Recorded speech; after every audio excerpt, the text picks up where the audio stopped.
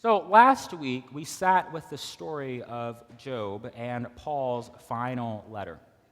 Both texts are, I think, really emotionally moving, and they provide space for almost any reader to reflect on their own faith journeys, on their own life journeys. The story of Ruth, Naomi, and Orpah is, I think, in a similar vein. See, life has been rather unfair to all of them. In Naomi's case, in the span of a decade, just 10 years, she had to flee her home because of famine. She watched her husband die upon arriving in that new place. Both of her sons married Moabite women, which is really frowned upon. I'll say more on that later. And then both of her sons died. All of this happened in 10 years. Her family is dead. She's left with 2 Moabite daughters-in-law, which is almost an oxymoron. See, there has always been this tension between Israelites and Moabites. In the book of Numbers, the Moabite king sees all the Israelites massing in his land, and he sends a delegation off to ask God to curse them.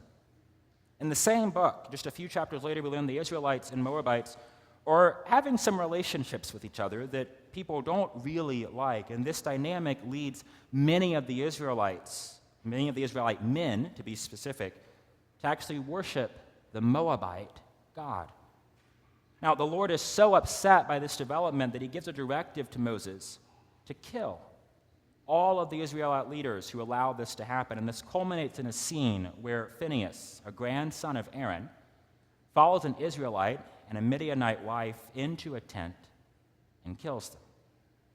Phinehas is then blessed by God into a sort of permanent priesthood, and then the Lord tells Moses to send the Israelites off to war.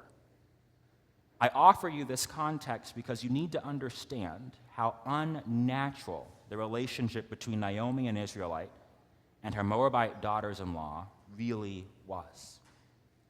One of the most widely accepted interpretations of this story is that it exists to sort of serve as a counter-narrative against the social prohibition against inter-ethnic or interracial marriage.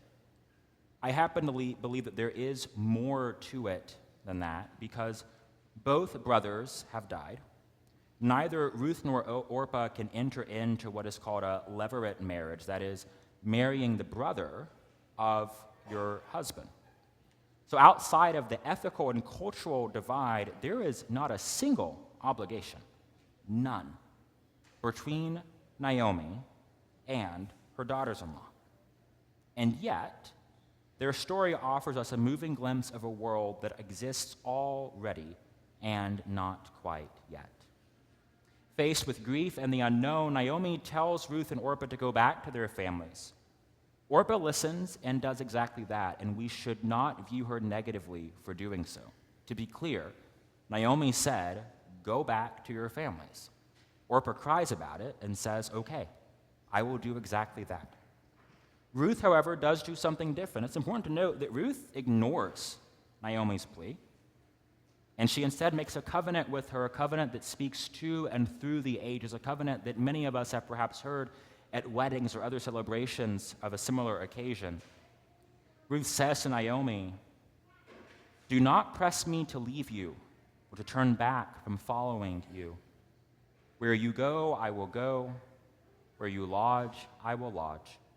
Your people shall be my people, and your God my God. Where you die, I will die. There will I be buried. May the Lord do thus to me and so to me, and more as well, if even death parts me from you." If even death. Just a question, how many of you have good relationships with your in-laws? A few hands went up. Love that. Not a ton did, right? So think about that just for a moment. How many of you would make that same covenant with your in-laws to go wherever they go, to die where they would die? And if you said yes, how many of you would make that same commitment if your spouse were not part of the equation? We got 3 hands. 4. all these folks in the room, and I see one more came up, so we have 5 hands out of probably 90 or so who would make the same covenant with their in-laws. I will tell you, part of the good news is that God is not asking us to make covenants and commitments like that today. But it's important for us to think about how radical this particular covenant really is. It defies logic, it defies expectation, defies custom, and I think even common sense. But Ruth offers it anyway. In the face of unimaginable grief, the loss of family, and the difficulty of trying to find a way forward, they ask each other, where do we go from here? And the answer ends up being, we go with love. They said yes to the co-creating, life-changing, radical ministry of love. Love first, love always. I imagine that all of us are in some way thinking about where we go from here. There is our collective journey as a congregation in the season of discernment for our next and other co-pastor. But there are also individual journeys in our own faith and life journeys too. All of us are here for, on some levels, the same thing, but each of us receive what happens in this space in really different ways. Certain songs move us that other folks really, really don't like. Some folks love the piano, some folks love the organ, some folks don't like either of those things. Some folks enjoy sermons, and some folks, it's okay, they don't. Some folks love that the kids are in the back of the sanctuary, and other folks think they're way too loud and shouldn't be here. You happen to know where I stand on that. I'm glad they are in this space. Yes, all of us find our own ways into this space together. All of us are moving through life trying to figure out where and how do we get from there to another place. The way is not always clear, nor is it always easy. It might scare the heck out of us. But I believe that love can help us find a way. I believe that that's one of the great things we see here in the book of Ruth. It's not just the defiance of cultural obligation and expectation, it is also the substitution of those things for a new kind of love, a new way of being, a radical way of joining life together to say, you will not take this journey alone. The good news in this book, and yes, I believe you can find good news in the Hebrew Bible and in the Old Testament. The good news in this book is that there will be someone on our journey who will defy expectation, defy custom, defy common sense, even defy our own wishes for the sake of saying and being a part of our journey, for the sake of love, so that we don't have to get up every single day and struggle to find our way or figure out where we go from here alone. The good news offered to us in the story of Ruth alongside Naomi and Orpah is that we get to do this life together. We see an invitation before us for a radical way of being together. When you strip everything down to its most bare parts, we are simply people created by God.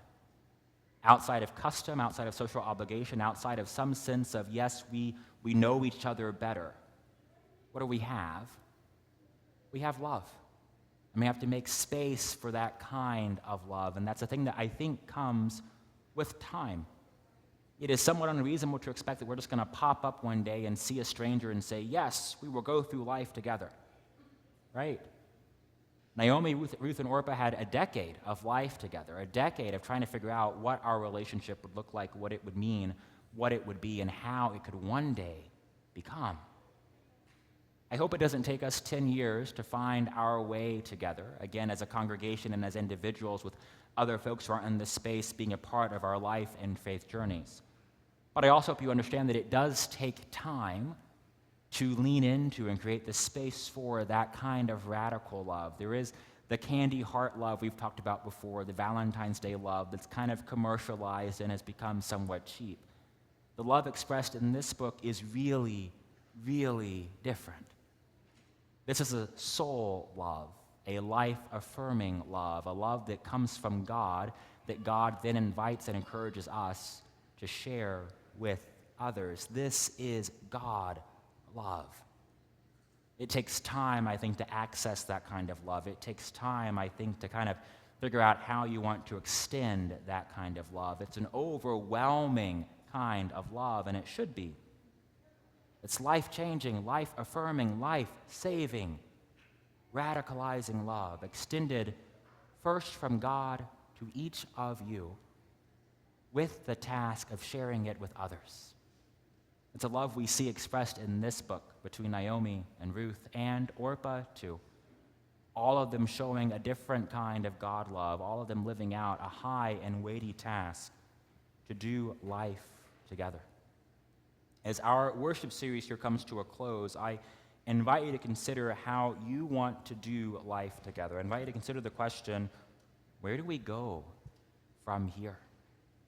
And what role do each of us have in being a part of that transition from now to next? If you are here this morning, online or on site, you are an essential part of that conversation. If it is your first time here, your second, or your millionth time, you are an essential part of that conversation. I deeply believe that by encountering this space, you've encountered the grace and love of God, and you're invited to be a part of this journey for some time, a short time, perhaps even a really long time. No matter who you are or where you are or how long you've been in this space, you are an essential part of this question and conversation, where do we go from here? And my prayer is that you will spend some time this day and sometime this week spending a little bit of time thinking about, again, your role and your place in that conversation, what you have to offer, what you have to give, what you have to help guide others to move somewhere from now into the next, in your personal lives, in the lives of your family and friends, and in the life of this congregation. On this day, my siblings, the question is simple. Where do we go from here? Your answers will be different. They may be small or big, but they will be important answers all the same. Sit with that, think about that, and perhaps write them down. Hold on to them too. Because on this day, the invitation's offered to you to receive love and extend love, to be a part of God love, to decide on this day how you want to be in conversation and community with others around you, with whom you have no obligation, no real attachment to, other than a decision to simply say, yes, we are going to do a thing together. We are going to do a new thing together. And your discernment about that question and your answers to it, I pray that you will be open to the movement of the Spirit and the still speaking voice of God to help guide you from the now and towards the next. Amen.